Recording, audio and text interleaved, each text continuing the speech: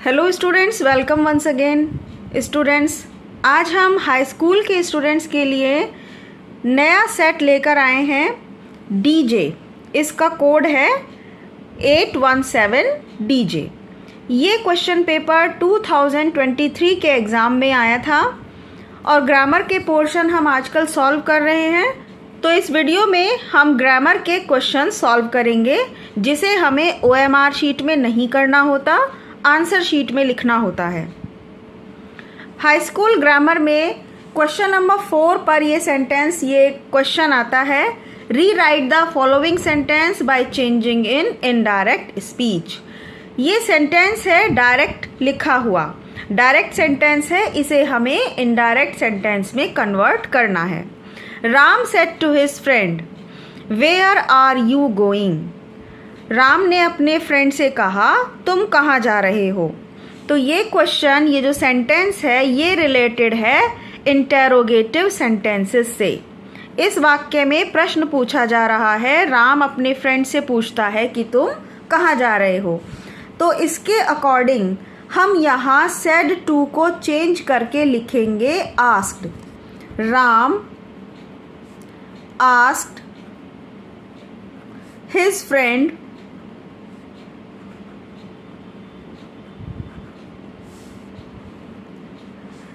अब क्योंकि ये क्वेश्चन वाला सेंटेंस है, क्वेश्चन वर्ड से स्टार्ट हो रहा है, तो जब क्वेश्चन वर्ड होता है तो हम इन्वर्टेड कॉमा की जगह इफ़ का प्रयोग या दैट का प्रयोग नहीं करते, इन्वर्टेड कॉमा हटा देते हैं और क्वेश्चन वर्ड यहाँ आ जाता है।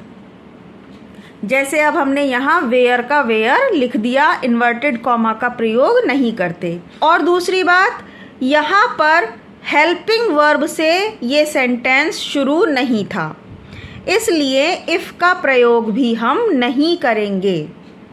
जब ये क्वेश्चन वर्ड से स्टार्ट होता है तो इन्वर्टेड कॉमा हटाकर इफ़ या दैट नहीं आता, क्वेश्चन वर्ड ही यहाँ पर लिखते हैं।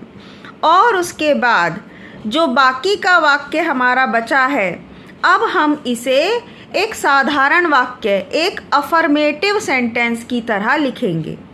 और इसके लिए वही प्रोसीजर है कि पहले सब्जेक्ट आएगा और उसके बाद में हेल्पिंग वर्ब। और इस सब्जेक्ट को, ये सेकंड पर्सन है यू, तो ये हिज फ्रेंड के अकॉर्डिंग चेंज होकर लिखा जाएगा। यू को हिज फ्रेंड से चेंज करते समय यहाँ पर आ जाएगा ही, क्योंकि हिज फ्रेंड का सब्जेक्ट होता है ही।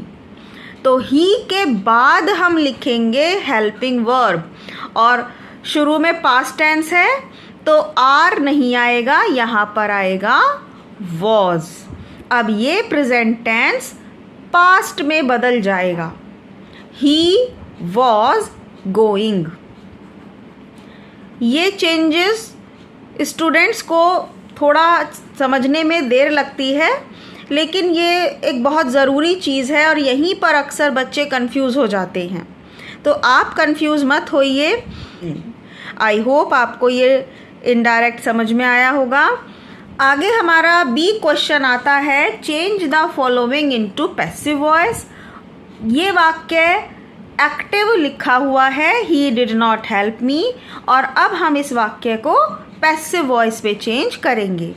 पैसिव वॉइस चेंज करते समय ऑब्जेक्ट आगे और सब्जेक्ट पीछे लिखा जाता है, यानी कि इनकी पोजीशन क्रॉस हो जाती है।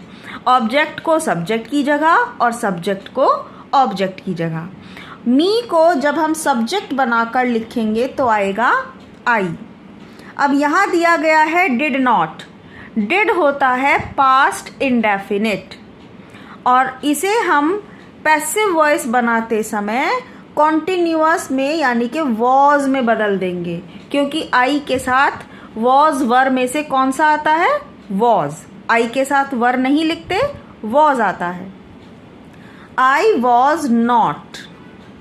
हेल्प की थर्ड फॉर्म हेल्प्ड बाय। ही को जब ऑब्जेक्ट के स्थान पर लिखेंगे तो आ जाएगा हिम, और सब्जेक्ट से पहले बाय लिखना ज़रूरी होता है। फुल स्टॉप आएगा।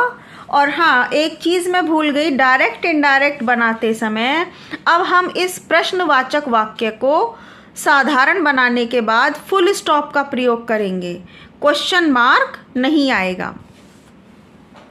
और यहाँ पैसिव वॉइस में इसकी हिंदी बनती है, I was not help by him, मेरी मदद उसके द्वारा नहीं की गई थी।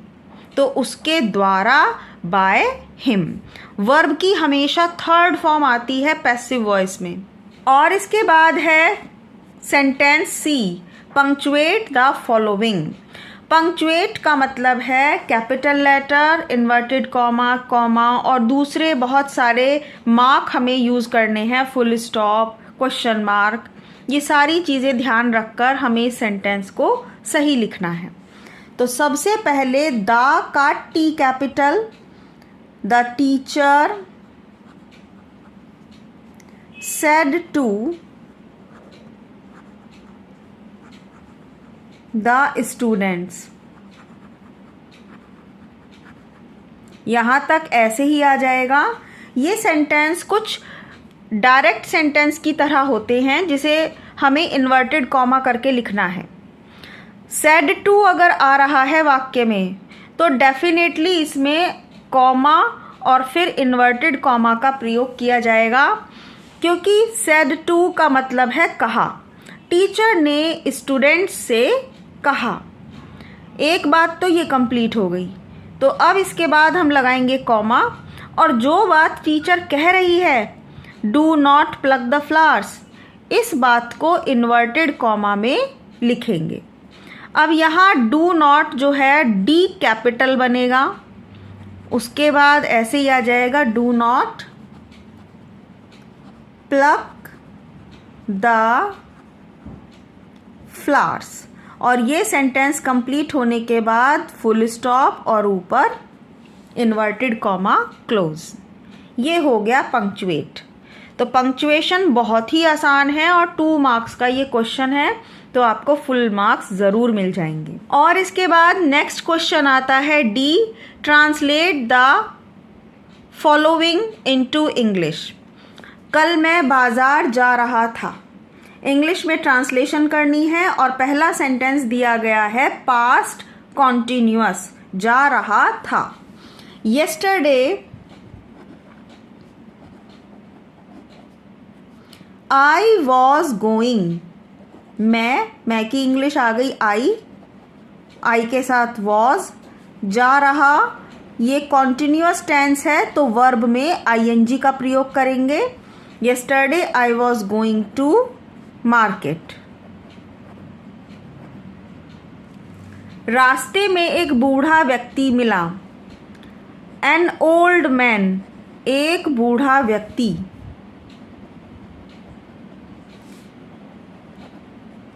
मीट होता है मिलना, MEET, लेकिन यहाँ पास्ट इंडेफिनिट के कारण हम सेकेंड फॉर्म का प्रयोग करेंगे और इसकी इंग्लिश है MET, met. An old man met, रास्ते में, ऑन द वे। वह धीरे धीरे चल रहा था, ये फिर से कॉन्टिन्यूअस टेंस है, पास्ट कॉन्टिन्यूअस। वॉज वर्ब का प्रयोग करना है और वर्ब में आईएनजी आएगी। वह की इंग्लिश आ गई ही के साथ वॉज, ही वॉज। चलने की इंग्लिश आएगी यहाँ वॉक, और वॉक में आईएनजी का प्रयोग क्योंकि पास्ट कॉन्टिन्यूअस टेंस है। ही वॉज वॉकिंग, वह चल रहा था धीरे धीरे, slowly. He was walking slowly. इसके बाद है उसे देखकर मुझे दया आ गई। इस वाक्य में उसे देखकर, ये जो सेंटेंस है यहाँ तक पहले हम इसे लिखेंगे, और देखकर जिस शब्द में वर्ब में कर शब्द जुड़ा हो तो हम उसकी इंग्लिश में आईएनजी जोड़कर लिखते हैं। देख कर की इंग्लिश आ जाएगी सीइंग, और उसे की English him. Seeing him, comma, मुझे दया आ गई, आई फेल्ट, मैंने महसूस की, फील की सेकेंड फॉर्म, वर्ब की सेकेंड फॉर्म आएगी दया आना, आना मतलब फील करना, महसूस किया। पास्ट इंडेफिनिट है तो फील की सेकेंड फॉर्म आ गई फेल्ट। FEEL होता है वर्ब की फर्स्ट फॉर्म और हम यहाँ यूज करेंगे FELT। क्यों यूज करेंगे फेल्ट? क्योंकि ये पास्ट इंडेफिनिट है। पास्ट इंडेफिनिट में वर्ब की सेकेंड फॉर्म आती है। आई फेल्ट पिटी, मुझे दया आ गई और मैंने उसकी सहायता की, एंड आई हेल्प्ड हिम।